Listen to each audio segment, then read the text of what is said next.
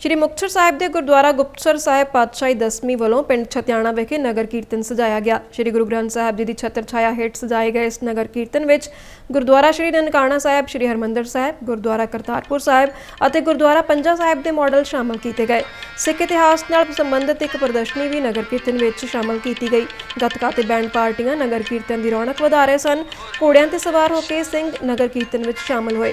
ਵੱਡੀ ਗਿਣਤੀ ਵਿੱਚ ਸੰਗਤਾਂ ਨੇ ਸਤਨਾਮ ਸ਼੍ਰੀ ਵਾਹਿਗੁਰੂ ਦਾ ਜਾਪ ਕਰਦਿਆਂ ਸ਼ਿਰਕਤ ਕੀਤੀ।